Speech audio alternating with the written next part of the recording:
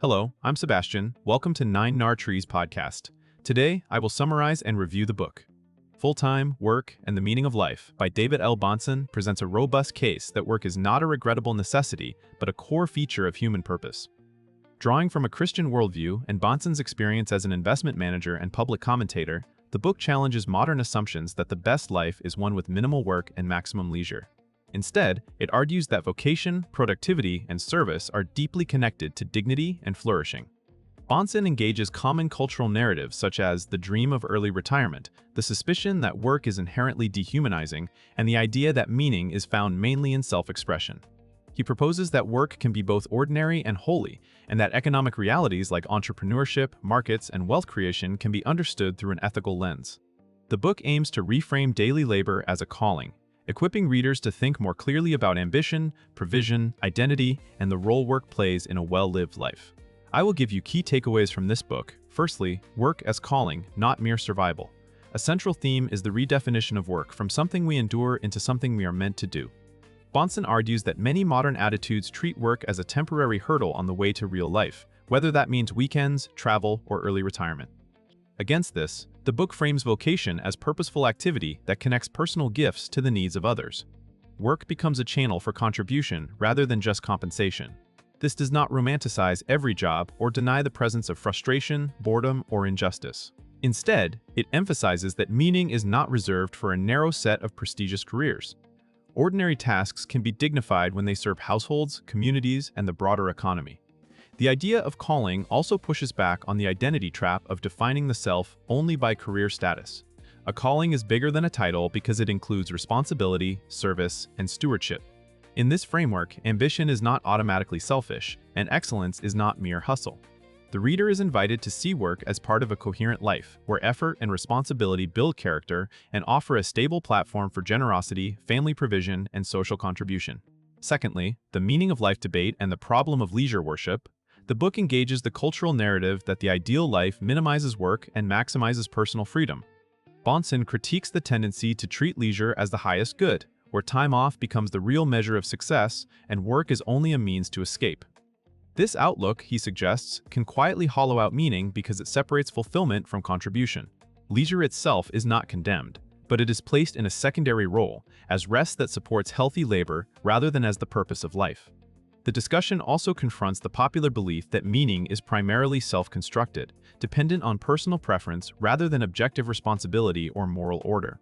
By connecting work to human nature and to the needs of others, the book proposes that purpose is discovered through duty, competence, and service.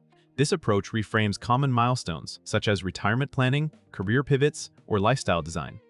Instead of asking, "How can I stop working?" the better question becomes, "What should I build, improve, or provide next?" Readers are encouraged to evaluate whether their goals cultivate long-term satisfaction or simply offer short-term relief. The result is a sharper understanding of why boredom and restlessness often persist even after financial success. Thirdly, economic life, markets, and the moral case for productivity. Bahnsen brings economic realism to the conversation about meaning, treating productivity as a moral and social good rather than a sterile statistic. He argues that value creation is fundamentally about meeting human needs, and that markets, when functioning properly, coordinate service at scale. This perspective challenges views that profit is inherently exploitative, or that commerce is automatically at odds with virtue. The book does not claim that all business behavior is ethical, but it highlights how entrepreneurship, investment, and innovation can contribute to human flourishing through jobs, better goods, and rising living standards. By emphasizing stewardship, Bahnsen links personal financial growth to responsibility, including the discipline to save, invest, and allocate resources wisely. This serves as a corrective to both consumerism and cynicism. Consumerism treats wealth as permission for indulgence, while cynicism treats wealth as proof of corruption. A stewardship lens asks how resources can be used to support family stability, community strength, and long-range generosity. The reader is invited to see everyday economic decisions as ethically significant, such as how one negotiates, hires, prices, or manages risk. In this view, productivity is not merely self-advancement, but an expression of care for others through competent work. Fourthly, identity, excellence, and the dangers of work idolatry. While the book defends the goodness of work, it also warns against making work an ultimate source of worth. Bahnsen addresses a common tension. People either resent work as meaningless or worship it as identity. Both extremes distort the role of vocation. Work idolatry shows up as chronic overwork, neglect of family, inability to rest, and a fragile self-esteem tied to promotions, recognition, or financial metrics. The alternative proposed is a balanced framework where work is important but not absolute. Excellence is encouraged because competence is a form of service, yet the book pushes readers to locate their deeper identity in something more stable than performance. This approach helps readers navigate seasons of unemployment, career setbacks, illness, or shifting responsibilities, all of which can threaten a work-based identity. It also gives language for setting boundaries and recognizing legitimate priorities outside the office.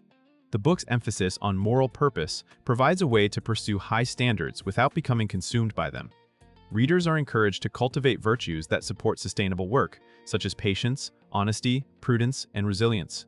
In doing so, work becomes a long-term practice of responsibility rather than a frantic race for validation. Lastly, integrating faith, family, and daily labor into a coherent life. A key contribution of the book is its insistence that meaning is not found by separating life into isolated compartments.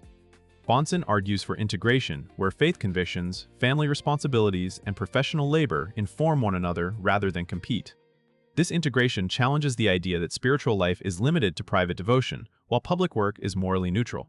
Instead, daily labor is treated as a stage for ethical choices, neighbor love, and character formation. The book also emphasizes the importance of family provision and presence, reframing breadwinning and caregiving as meaningful work rather than secondary tasks. This has implications for how couples discuss roles, how parents model responsibility, and how individuals evaluate opportunity costs. Integration also shapes how one responds to success and failure. Achievements are received with gratitude and restraint, while disappointments are met with perseverance and hope. Readers are prompted to develop a philosophy of life that can withstand shifting economic conditions, technological change, and cultural confusion about purpose. By tying work to service, stewardship, and responsibility, the book offers a practical lens for decisions about career moves, risk-taking, education, and time allocation. The goal is a stable, coherent life where daily effort aligns with enduring values. In conclusion, this book is best suited for readers who feel conflicted about work, whether they are young professionals searching for direction, mid-career adults questioning the point of the grind, entrepreneurs carrying heavy responsibility, or retirees and near-retirees reconsidering what a meaningful next season looks like. It also serves readers who want a thoughtful Christian account of vocation that takes economics seriously rather than treating money and markets as embarrassing necessities. The benefit is a reorientation of daily life. By reframing work as service and stewardship, the reader gains a sturdier motivation than mood or status, and a clearer framework for decisions about ambition, boundaries, family priorities, and long-term goals.